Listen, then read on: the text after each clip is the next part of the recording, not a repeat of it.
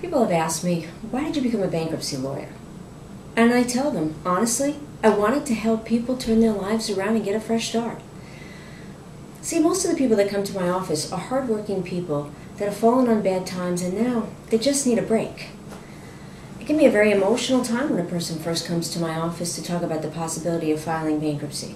Some people are ashamed that they find themselves in a position that they need to even consider bankruptcy as an option. So I do my best to help them understand that if they qualify to file a bankruptcy case, then they deserve a break.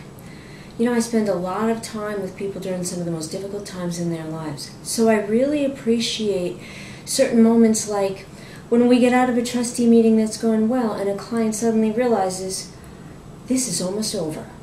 You know, where all they could see before was nothing but darkness, now there's a light at the end of the tunnel and they see there are possibilities they never even thought about. I really feel good about being a part of that. You know, that's what it's all about for me. Helping people make changes in their lives that make a real difference. That's why I do what I do.